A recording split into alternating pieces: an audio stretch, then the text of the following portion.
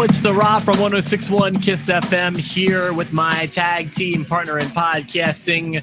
Let's welcome to the broadcast the one and only Ramblin' Jerry Valeri. What is going on, Jerry V? All right, Rob. Excited today. Hey, I heard that Fox News is going to be showing clips of the presidential debate this afternoon while people are watching the podcast. So if we could do the end of the podcast first, I think that would be really smart. Do you think that's what it was? They didn't really address it. So obviously something strange happened last night during the No Mercy pay-per-view. For the first time ever, they decided, for the first time that wasn't a Saturday night's main event, they decided to start the show with the main event. It threw the main event out, and there were a couple things that I thought they were trying to do. Me too. And they didn't do any of them. So then I went with my other guess, which was they totally allowed themselves to be reprogrammed by the presidential debate, which got another huge number. I mean, I watched the debate. I just went back and finished No Mercy when I was done with it. See, I finished No Mercy and DVR'd the debate and also watched the debate after No Mercy. Right. But I think they were nervous they were going to lose people at 9. And they gave them the main event right away, which I guess still don't. I guess that's why. I mean, that's the thing is you wouldn't think there'd be a huge turnover, and even still, when people have the network, which is how everyone's watching it, you can go back and watch where you left off. Yeah, you're not selling commercial space. You're not looking for quarter hours here. I thought for sure there'd be a storyline reason as to why they would put the main event first, but there wasn't. I thought as soon as it happened, I thought maybe it's because Dolph Ziggler is going to lose, or he wins either way. Like, what a main event that could end up being. So they're going to put that last. Let that be the lasting impression. And then when that didn't happen, I thought, okay, well maybe, wow, something crazy is going to happen with Bray Wyatt and Randy Orton. Like, I was just waiting for Sister Abigail or something crazy. Yeah. And then they moved the main event to the front of the show so they could give us the big surprise of Luke effing Harper. Yeah, that was a really flat ending. That's the worst. That's the worst. You gave us the number 2 guy in the Wyatt family as the big reveal. You missed an opportunity, WWE, to put a 5-star match. Yeah, at the end of the pay-per-view. There were a few ways it could have gone. Number one is, if you want me to be totally honest, I would have just kept the main event last. But okay, yeah. let's just say we're committed to moving the main event first. Yeah, you wrap up with the big. I mean, there was one segment of the whole show last night that was ripe with emotion. And it was The Miz and Dolph Ziggler. Why would you not close with that? And then the Orton match with Bray Wyatt was so flat. I cannot believe that was the note they chose to go out on. Did they expect that match to be more vicious, more Probably. Brutal? It was sluggy and muddy and slow. And I cannot stress this enough. Randy Orton is boring. He's so boring to me. He's capable of being not boring, but your critique is fair right now. That match last night was so slow paced. That was my note from last night regarding that match. And it was painfully slow paced, especially following the night of tremendous wrestling that we had. Yeah. We had a potential match of the year. I feel like there, probably not when the year is said and done, but one that's in the top 10 for sure. But we say that's a 5-star, right? That's gotta be. I mean, it was like heart in your throat type wrestling. Everybody and every single person, ushers, were paying attention to that match. They were invested. I was invested. I feel like it was great. And The Miz did a great. He didn't win, but man, he made that match great. Yeah, I don't like to throw around the term 5-star very often, but I'm going to say at least 4.5. Maybe 5. I'm going to fill in that other half, and we're going to say 5. Okay, that's fine. So with that, what I loved about it is the same thing I loved about their last match is that, first of all, they keep the crowd gripped the entire time. Like the crowd, they never ever lose them. And there's no gimmicks necessary. There's no chairs. There's no high spots. There's no gimmicks. It's just old school storytelling, and they do it so well. And then the Spirit Squad comes out, but that was good too. Oh, I'm okay with that. That's fine. That didn't take away from the that didn't take away from the match to me. That's all part of old school storytelling too. And they didn't it didn't end the match. They just kicked him out. Like I was fine with that. Yeah, there was no dusty finish. Yeah, it was great. And Dolph was still there. You know, I don't want him to retire, so it was the outcome I was looking for. And I was just very pleased. That match was fantastic. Yeah, I wanted The Miz to keep the belt, but I didn't want Dolph to retire either. So it was a catch-22. Yeah, so I was very pleased with that. That, to me, was that match of the night for you, I'm assuming? It was match of the night. Do you think the WWE swerved us on purpose? Because I saw yesterday, thank you, Michael, for sharing the WWE accidentally released like a statement about Dolph Ziggler, and it looked as if he may be retiring. And it just looked like all of a sudden I had no idea who was going to win that match now. Yeah, I saw that. I do think it was a swerve. And also Dolph was sending out like his information for independent shows after, during the weekend. And to me, that was so over the top that did not make me think at all that Dolph was going to lose. Okay. So there was that. That's all, whatever. That's social media stuff. And, I never that's the card always subject to change. So I never take that stuff very seriously, So yeah, that's what I thought about that. Who cares? We're going out of order, but just a few more things. So did they. What's that? So did they. The WWE went out of order. Yeah, Rob. They sure did. Why did they do that? Although, let me say this, though. I will say this. When they announced that the show was going to start with the main event, something about that captivated me.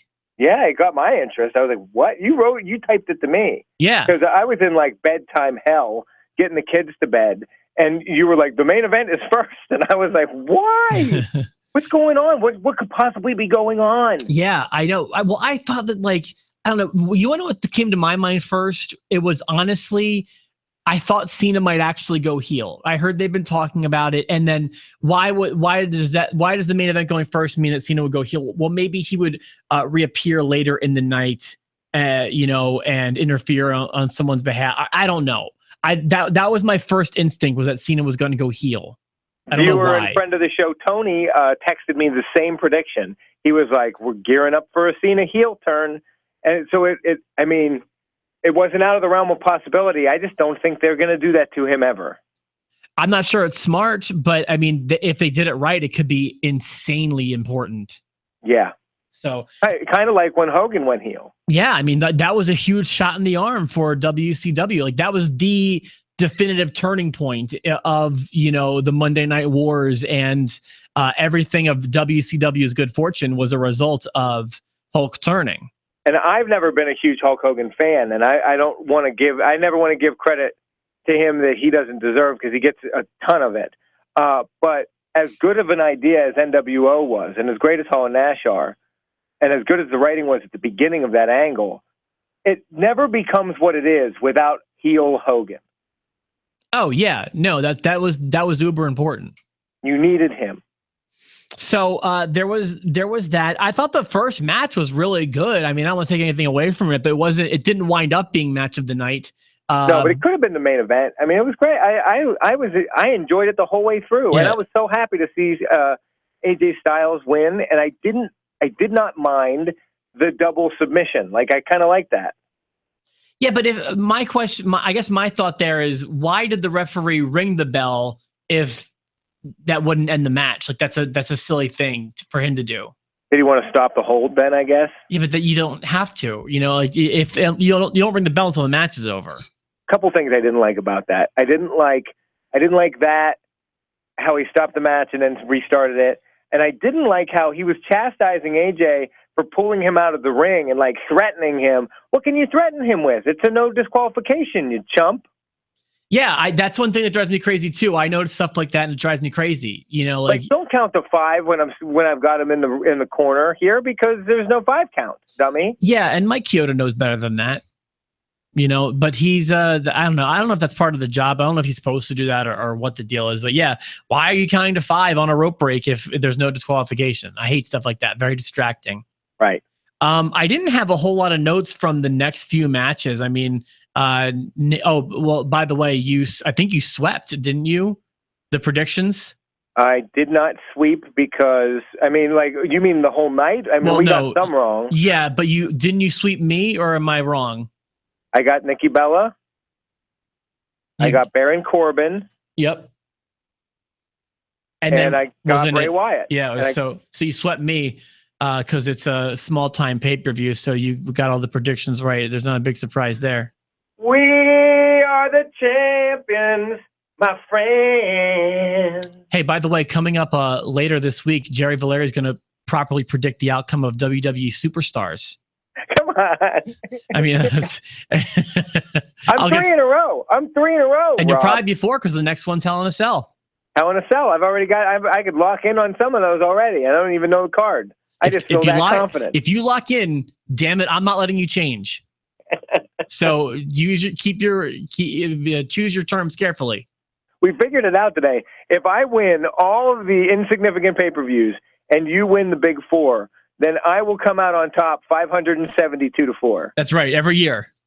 Good. I'm excited. Excited. Congratulations. You did a much better job. I don't know why they brought Jack Swagger over to SmackDown just to job him out there. Just to make Corbin. Corbin has some pretty significant wins. Isn't that interesting? He basically won the feud with Dolph Ziggler. He won the feud with Jack Swagger just now. And he beat Apollo Crews. They're letting him get wins, but he's not generating any juice. Yeah, I'll meet you halfway. Baron Corbin has some wins. I'm not going to call them significant wins. So the Dolph Ziggler ones, I think, would have been significant if they hadn't been on the pre-show. Maybe, but they didn't wind up being significant. They had no lasting impact, so I can't call them significant. Speaking of pre-show, did you see Kurt Hawkins? I saw the replay. I did not watch the pre-show live. I saw they replayed it though. This is something they know is just they're bringing him in to fail. Like I hate that. That was embarrassing. It was embarrassing. Like he didn't deliver it. He didn't even deliver it well. Like it seemed like he forgot to do something. Then he came back in and he was teasing like being super confident and cocky. But it fell flat. He was like, if you go to a toy store, and like my kids, he loves Teenage Mutant Ninja Turtles, so you give him Teenage Mutant Ninja Turtle toy. But they also have like at some like dollar store type toy stores, they have like adult age turtle toys. They're not Teenage Mutant Ninja Turtles. They're like 45-year-old midlife crisis turtles, and they're just awful toys, and they're cheap brand knockoffs. I feel like he's the knockoff to AJ Styles. Like he tried to come out and do the AJ Styles, I'm cocky, I'm confident, everybody's going to listen to me, bow to me, look at me. And he's awful. He's absolutely no charisma. Terrible. Oh, I feel like I don't even know that I compare him to AJ. I just feel like every heel does that. But I want to remind you, I do not think we should blame this on Kurt. This is a writing thing. Oh, but don't you think he's not good? I will say that. This is my first experience with the man, so I don't know. Am I going to see something better when he wrestles? No. But okay. I don't know why he was on their list to come back. By the way, what's the deal with the Spirit Squad? Are they back? I'm assuming no. I think this was like a one-off. But now they're 2 because now they were here Tuesday and last night.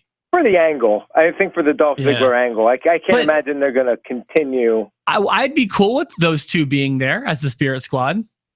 Spirit Squad tag team. I mean, I like them more than Vaudevillains and Ascension already. Yeah, and I mean, I don't know. They seem like they're in shape. I don't know. Mikey looks really old, but I would be okay with them being like the next jobber tag team. By the way, did Heath Slater look great last night or what? Yeah, I mean they're doing a great job. I was kind of surprised to see them retain, but they're doing a really good job. He's making the most of that opportunity. It's fun to see. There was a line of the night last night I wanted to mention. Did you catch it? Maybe. What is it? I'm sure you didn't actually, but there was the part Oh, during. thanks. Well, because you don't you fast forward through the females. I do. I didn't watch the female matches or Baron Corbin, if I'm going to be full disclosure. That's fine. By the way, Baron Corbin, I feel like he may have stepped up his entrance game. I don't know if that was just last night, but like they got like this all red thing going on, and it's kind of intense. And I think the entrance is kind of maybe he's getting there slowly, piece by piece, maybe. But line of the night goes to JBL, who reminded Mauro Ranallo during the entrance of. Why can't I think of her name? Who's the one that got the neon entrance? Which is Naomi. Naomi. During Naomi's entrance, he's like, JPL tells Mauro, "Here, Mauro, is where you insert your silly rap reference." I did miss that. That's great. And I thought that was a funny line. Do you know what I noticed about the commentary last night? What's that? That when a match is super exciting, like super exciting. I'm watching the main event, which was first. I'm watching the triple threat match. And Mauro is losing his mind as he does, and JBL is just there. You can tell by the tone, and they're into it, and they're very excited. And then all of a sudden, like David Otunga's like, he's got a chair. Mauro is so good at conveying emotion, and David Otunga is the repellent of this. David Otunga, he never gets fired up. It's like right before he goes out, Vince is like, "Hey, Otunga, tranquilizer in the neck," and he's like, "Ooh," and he just comes out and he's like, "That's gonna hurt his back." Dude, you're so right about this. Can you do a fired up Mauro again, and then I'll do my impression of David Otunga? Right. Mauro Ranallo, and he just did a back bending suplex off under the apron, and that's the hardest part of the ring. Hey, I just did a movie with Adam Sandler. It's all Rikishi. He's probably broken in half on the side of the ring. The ring's got sparkly digital things on the side. He's in now in a 1, a 2. Ew, he kicks out just in the nick of time. I kicked out one time. I mean, that's what it's like. I mean, that's not really. He just brings no emotion. I don't know why he's there. And not only that, you've got that is Mauro's real strong suit, which is funny because I actually thought that why can't I think of the guy's name? The guy from TNA, Don West. Don West, while he was not a great commentator, was very good at conveying excitement. Mauro is a good commentator and is very good at conveying excitement. Yeah, I thought at first Mauro was going to be too overcooked for my liking. I thought he was a little hammy. But now it's reminiscent to me of JR. My God! Stone Cold! Like, it's a different style, clearly. Yeah, but it's that same energy. Right. It's not a parody or like a ripoff of it. It's just his own thing. Michael Cole can do that too. Michael Cole does not sound like a ripoff of anybody, but can convey emotion. Michael Cole, for me, he's like Michael Bublé at Christmas. Like, I like him. I love it. It doesn't bother me. It fits perfectly. It doesn't stand out. You know what I mean? Like, it's sure. It's just normal. It's a Michael Cole. He ties it all together. He does a great job of that. But it's not like I come out of a pay-per-view able to quote him once. I can't do it. No, you're right. That's all I have from the show last night. I'd give it I'm going to give it a B or a B minus. Wow. Where are you at? If it weren't for the Miz match, I'd give it an F. Yeah, I mean, not much happened. There were two great matches. Like the first match and the Miz match were great, but then nothing else really happened. I'm going to give it a D plus because of the first match and the Miz match.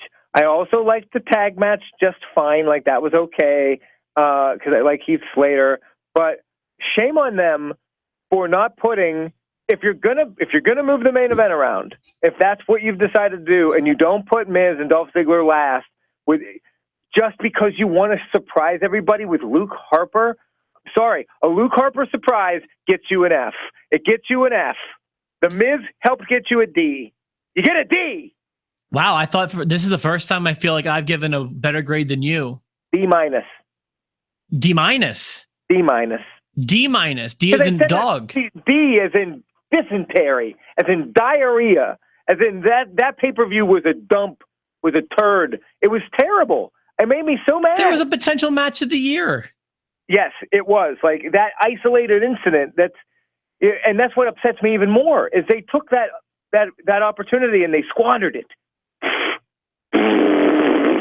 I feel like the only difference between the show last night and a really good SmackDown was 35 minutes.